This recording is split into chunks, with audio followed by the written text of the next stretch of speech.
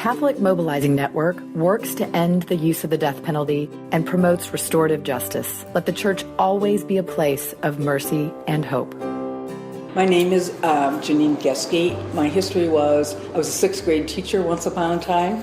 Then I went to law school, never having met a lawyer, and I became a legal aid lawyer representing people in civil cases that couldn't afford lawyers. I was a judge in Milwaukee County for 12 years, hearing all sorts of cases. I was appointed and then ran for the Wisconsin Supreme Court. I served 5 years. My first exposure to restorative justice was really when I was a trial court judge hearing criminal cases and homicides and sexual assaults. And the first time I heard about it, I thought that sounded crazy because the concept I had at that point was that victims or family members of victims were going to sit down and talk to the offender. And I thought, why would a victim ever want to talk to somebody who had done such a terrible thing? So I didn't have any interest in restorative justice at all. But as a judge, I used to teach in the prisons because I thought I should spend time in the place where I was sending so many people to understand it. And I was exposed to a restorative justice program in a maximum security prison where I had been teaching, and I absolutely was captivated by it and saw how healing it was to victims and to community members to participate in these processes. And I slowly now devoted my entire life to that. I left the Supreme Court of Wisconsin to devote full time to restorative justice and to teaching law students about it.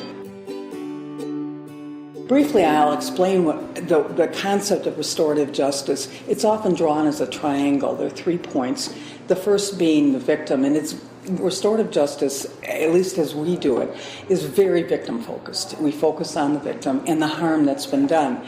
And the other points of the triangle are community, because community is also harmed by crime. And the third is the offender, who is treated differently than the other two because he or she presumably has made a decision to commit the crime. But then I draw circles around people. If we get back to the victim, if a victim of a crime is harmed, there are all sorts of people around that victim that are harmed too.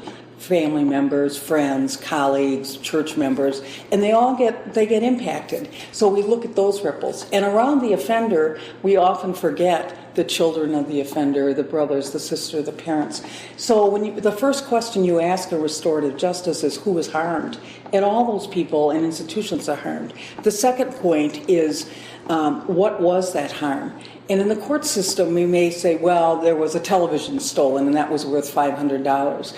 But if you talk to a victim of a burglary, it's not so much the $500 TV, it's the invasion into their personal space and not feeling safe. So we look at what the real harm is as opposed to what the court may look at. And the third is, how do we go about repairing the harm? And in some cases, we have the offender actually participate, particularly on smaller crimes, in making restitution or trying to repair harm. But if not, we talk about the offender's responsibility to repair the harm to the community in various ways. But we also talk about the community's responsibility to victims and to help them repair the harm. So that's the framework. There are different processes. One, there can be victim-offender dialogues. Those are direct meetings that I talked about that I thought were crazy. And I do those on serious crimes, and I was wrong. There are lots of victims, family members of homicide victims, sexual assault survivors, and other victims who have questions, and they want to be able to talk to the offender. Sometimes it's 15 years after the crime, but it's always part of their lives. People's lives are changed when those kind of crimes happen. They're never the same. So for some people, they find healing in being able to address the offender and tell him or her what they've done. For some, forgiveness is part of that journey, and that's a complicated topic. For others, it's not. It's just answering the questions and being heard. And so there are also things called circles, which what I do in prison, where you bring community members, victims, and offenders together, and you sit as community and analyze and talk about personal stories and the harm that's been caused. There's family group conferencing, there are other kinds of models, but all of this always focus on who was harmed by what happened, what was the harm, and how do we repair the harm. We believe in the dignity of all life.